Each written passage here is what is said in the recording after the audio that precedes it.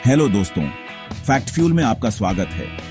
कभी सोचा है कि क्या मार्स पे जिंदगी मुमकिन है? अगर धरती पे जिंदगी किसी एस्टेरॉयड के टकराने से शुरू हुई थी, तो क्या हम मार्स पे भी ऐसा कर सकते हैं या कुछ और तरीका चाहिए?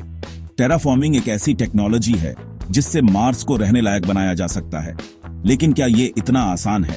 चलो देखते हैं। तो टेराफॉर्मिंग असल में क्या है? अगर आपने मैन ऑफ स्टील मूवी देखी है तो आपको क्रिप्टोनियन टेराफॉर्मिंग मशीन याद होगी, जो धरती के एटमॉस्फेयर को उनके प्लैनेट जैसा बना रही थी।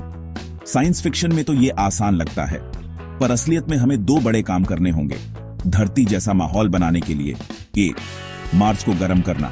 2. मार्स पे पानी लाना। अगर हम ये कर पाए तो मार्स पे पौधे उगा सकते हैं और ऑक्सीजन बना सकते हैं। लेकिन बड़ा सवाल ये है कि कैसे? डॉक्टर जुब्रिन का आइडिया न्यूक्लियर रिएक्टर से मार्स को गर्म करना। नासा साइंटिस्ट डॉक्टर रॉबर्ट जुब्रिन के हिसाब से हमें मार्स की जमीन में फंसी कार्बन डाइऑक्साइड को बाहर निकालना होगा ताकि ग्रीन हाउस इफेक्ट शुरू हो। इसके लिए हमें 5000 मेगावाट्स एनर्जी चाहिए होगी, जो न्यूक्लियर रिएक्टर से मिल सकती है। लेकिन कुछ मुश्किलें भी हैं। न्यूक्लियर रिएक्टर को मार्स तक ले जाना बहुत महंगा होगा, और अगर कुछ गड़बड़ हुई तो मार्स पे रेडिएशन का खतरा हो सकता है। तो क्या कोई और तरीका है? डॉक्टर क्रिस मैकेई का आइडिया सोलर रिफ्लेक्टर्स से सूरज की रोशनी बढ़ाना। एक और नासा साइंटिस्ट डॉक्टर क्रिस मैकेई ने कहा कि हम बड़े बड़े स्पेस मिरर्स मार्स के ऑर्बिट में लगा सकते हैं ताकि सूरज की रोशनी बढ़े और प्लैनेट नेचुरली गर्म हो। लेकिन दिक्कत ये है, इतने बड़े मिरर्स को स्पेस में ले जाना लगभग नामुमकिन लगता है, और अगर ये काम भी कर गया तो पूरा मार्स गर्म नहीं होगा। सबसे अजीबोगरीब आइडिया, एस्टेरॉयड को मार्स से टकराना। अब आता है सबसे जबरदस्त प्लान। क्या हो अगर हम एक बड़े से एस्टेरॉयड को मार्स से टकरा दें? इससे पानी और गैसेस आ सकते हैं और प्लैनेट का एटमॉस्फेयर बदल सकता है। ये मिशन कैसे काम करेगा? 1. हमें जुपिटर और मार्स के बीच एस्टेरॉयड बेल्ट से एक बड़ी चट्टान चुननी होगी। 2.